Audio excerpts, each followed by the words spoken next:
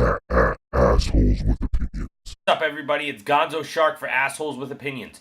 Don't go anywhere. You are tuned into the AWO show, UFC Fight Night 122 pre-fight show. Let's go.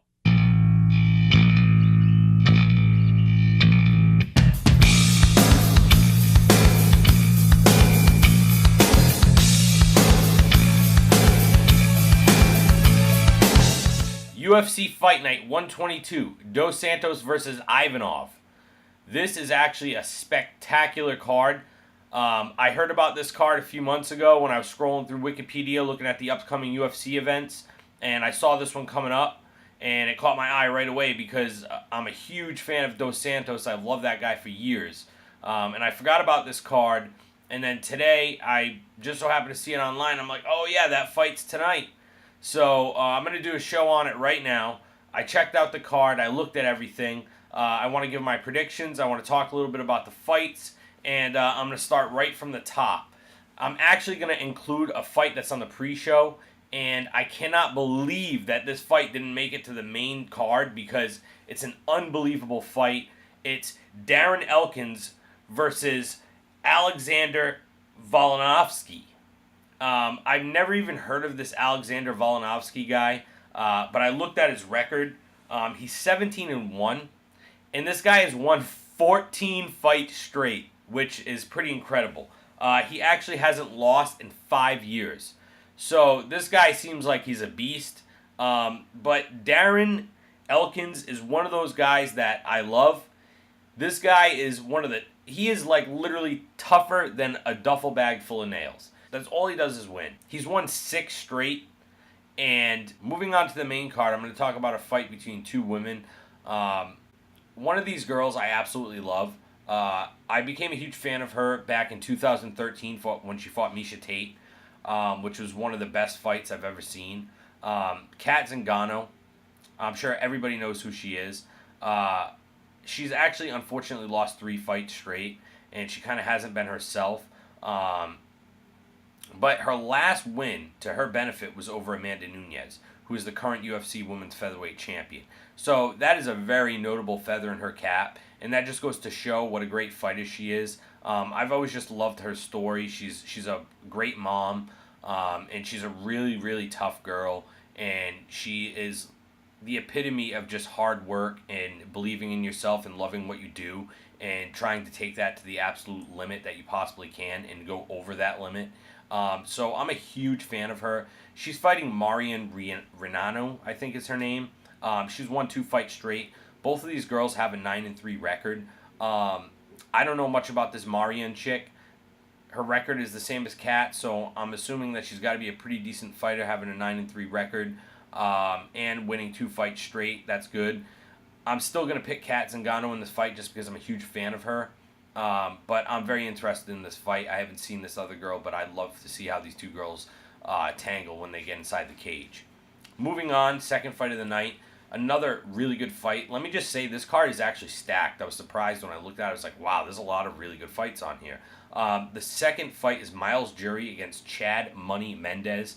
We all know who Chad Mendez is. He's actually lost his last 2 fights. He's taken probably a little bit of time off. Probably just to recoup and, reset, get back on the horse, and maybe change a few things in his game to improve. But his last 2 losses were against McGregor and Edgar. So if you're losing to Conor McGregor and Frankie Edgar, 2 of the greatest fighters of all time, it is what it is. You grow from that. Hopefully he grew from that. He's fighting Miles Jury, who's on a 2-fight win streak. He's 17-1. Miles Jury's really good. So this is another very interesting fight, evenly matched. I really don't know who's going to win this fight. I really can't even give an educated opinion on it because I just feel like it's such a close fight. How do you call it? There's no knowledge that I could have or anything that I could know that would give me some type of insight as to who would have the edge in this fight or who might be a better candidate for a better performance in the fight. I really don't know. Chad Mendez has, taken a little bit of time off, so he might come back looking better than ever. And Miles Jury's been looking better than ever. I'm just looking to see a good fight, and may the best man win. I'm actually not going to pick anybody in this fight because it's just so razor close. Moving on. Moving on to the third fight of the night. Randy Brown, who's 10-2, and he defeated Mickey Gall, who's the rising up and comer that beat CM Punk and Sage Northcutt. He beat him in November by decision. So that's a notable win for him. I don't know much about Randy Brown. He's fighting Nico Price, who's 11-1 on a one-fight win streak. Another very evenly matched fight. Seems like it'll be a very exciting fight. These are two up-and-coming type of guys for the UFC. Again, this is kind of like the last fight. It's tough for me to pick somebody in it because it's so close. But I'm going to say Randy Brown's probably going to come away with the win. And I only say that because he beat Mickey Gall, and I've seen what Mickey Gall can do. So if he beat Mickey Gall, I'm going with him. I got to do it like that. Moving on. Dennis Bermudez versus Rick Glenn. Dennis Bermudez is a guy that came out of The Ultimate Fighter and really quite hasn't lived up to the hype. He didn't win The Ultimate Fighter, but he came out of it, and in the beginning there was a lot of hype for him, and it kind of just faded away. His record's diminished to 16-8, and Rick Glenn is 20-5. He lost 2 of his last 4 fights, and his last fight was against Miles Jury, which he lost. Dennis Bermudez, on the other hand, has lost his last 3 fights, and he hasn't won in almost 2 years. I'm going to be honest, I've never been really that impressed with Dennis Bermudez. I feel like he's slipped a lot in his game, and he's not quite the fighter that he could have lived up to be. So for that fact, I have to go with Rick Glenn, who has a better record. Even though he's lost 2 of his last 4, I just think he's going to beat Dennis Bermudez, Dennis Bermudez, he's a lost cause if you ask me. Sorry. Moving on. Co-main event. The rising Sage Northcutt, who's 10-2, and he's only 22 years old, is taking on Zach Ottawa, who's 16-5. Otto has won 2 of his last 4 fights. Northcutt has also won his last 2 fights after he lost to Mickey Gall. Here's the thing, though. Northcutt, after the Gall loss, took maybe about, I just looked it up, almost a year off. And then he rattled off 2 wins in 2 months. He is the type of guy where he's just young. He has all the talent in the world. You watch this guy fight, he's in phenomenal shape. He's got excellent cardio. He's got excellent striking techniques. He's crafty. He has the ability to pull off highly athletic strikes and moves in the cage, like stuff that you don't normally see, sort of, to the likes of like Wonderboy Thompson or an Anthony Pettis back in his prime, just pulling off crazy kicks and moves that you never saw before, you never thought you would see. That's Sage Northcutt. He's just very young. I think this guy has the world ahead of him. He's 10-2, and he's only 22 years old. That's so young to have that type of record. And some of the guys that he's fought, some of the fights that he's won, he's very talented. He's just a little green because he's so young. But the guy that he's fighting, Ottawa, he's a little bit older. Won 2 of his last 4. I'm going with Sage Northcutt in this fight.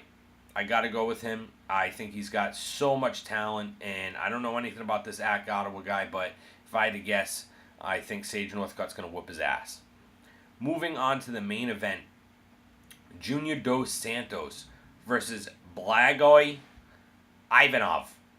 Weirdest name I've ever heard. I don't even know if I'm saying it right. I hope I am. Sorry if I'm not, dude. I'm doing my best. This guy's 16-1. He's the former World Series of Fighting heavyweight champion, and he hasn't lost in over 4 years. He's won 5 fights straight. This is his first UFC fight, and obviously he has to be really talented if they're going to put him in there against JDS in his first UFC fight. There's got to be something with this guy. So right off the rip, I'm thinking this guy's got to be real tough. He's got to be really good. I looked at his record. Just everything is telling me that he's really good. If you haven't lost in almost 5 years and you've won 5 fights straight, you got to be doing something right. JDS, on the other hand, lost his last fight in a heavyweight title bid against Stipe Miocic.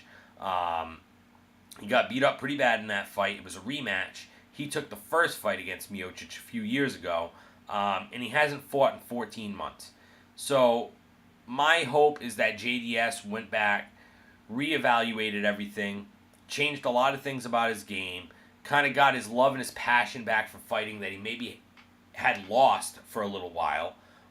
So I'm hoping to see a much more improved JDS in this fight. I hope that JDS doesn't go in there and get completely knocked out, because that would signify that he's coming to the end of his career, in my opinion.